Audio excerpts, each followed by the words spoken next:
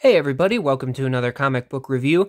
It is November 5th today, so consequently I will be talking about Alan Moore and David Lloyd's masterpiece, V for Vendetta. This book is one that I have read multiple times, and over the years it's become one of my all-time favorites.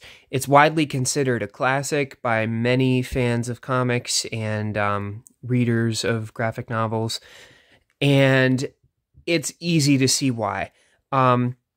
I gotta admit, the very first time I read this book, I was back in high school. It was early high school, and I didn't quite get it. All of the deeper themes and like plot elements just kind of went over my head. I knew that it was good. I knew that I enjoyed aspects of it, but I couldn't tell you why. And then I read it again later in high school and really enjoyed it. And then I read it again after that, and I just got done rereading it another time. And I mean, every single time I read this book, absolutely blows my mind. And every time I read it, there are little things that I discover and like little nuances with characters and just like tiny details that I never picked up on any of the other times reading through it. And like, for a large majority of this book, like, there's so many moments that I like, you couldn't wipe the smile from my face because everything is executed with such perfect timing. This story is perfectly paced.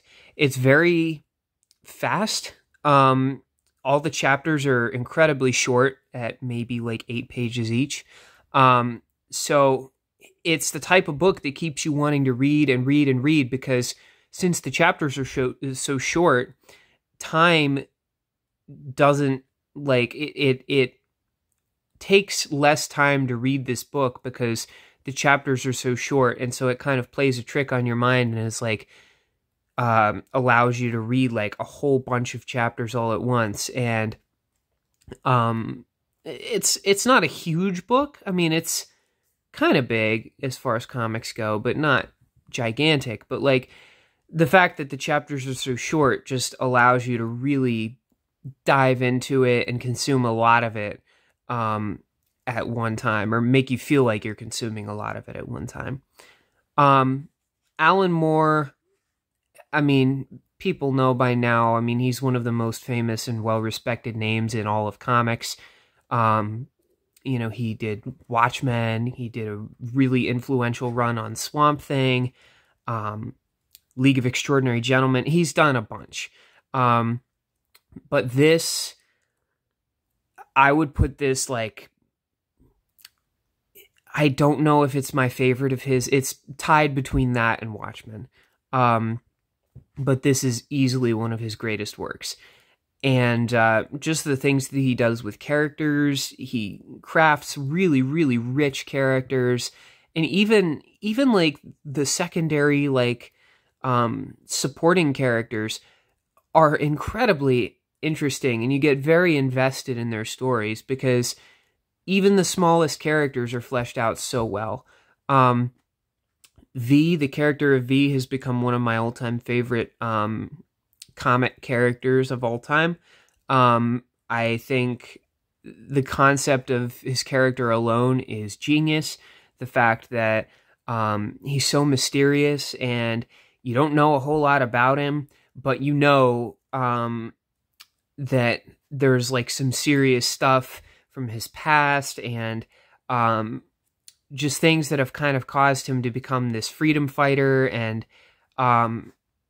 you know, he's a vigilante, but he has a cause, he has a purpose, he has a goal, and you put him against this totalitarian backdrop of like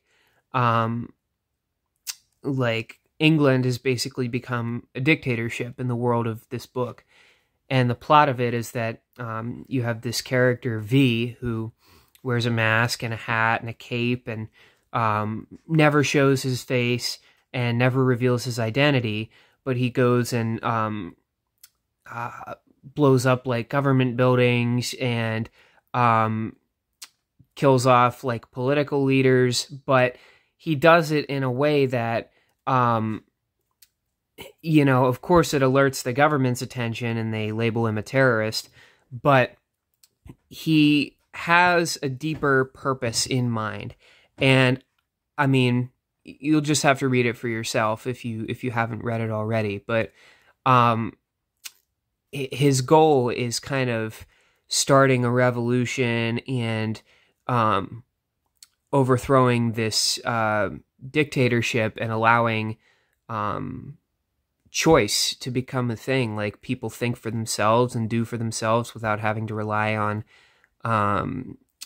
any controlling government hanging over their heads. And that's the whole plot of this book. He takes this girl, Evie Hammond, under his wing in the beginning of the story, and he kind of becomes her mentor as the story goes on. And she learns from him in ways that she never even imagined. And the whole time, you're also getting from the perspective of this one detective that's after V, and a bunch of police officers that are after him, and then the dictator himself and what he's thinking, and just all this stuff from all these different characters' perspectives. And you get to see how even the people in power are going through pretty tough situations themselves, and just kind of how everything is impacting everybody in very different but also quite similar ways. The other thing that I love about this book is David Lloyd's art. It's wonderful, and it took me a while to fully appreciate it. I gotta say, when I first read this book for the very first time back in high school, I was not very blown away by the art, and I found it hard to differentiate between the characters and who was who. I don't have that problem now, because I've become accustomed to his art style, but at the same time, it's kind of the same situation that I had with Frank Miller's Dark Knight Returns, where I was too focused on the art to really enjoy the story. But then once I really read into the story, the art just kind of spoke for itself and really supplemented it in a way that I hadn't noticed before. Another thing I love about this book is the coloring. It's very sparse. It feels very drab throughout the whole book.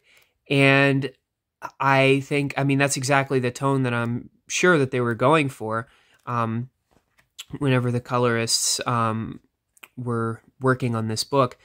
But it works wonders, and it really kind of adds to this very serious, cold, grimy kind of nature of what has become of London in this story, and what has become of England rather in this story.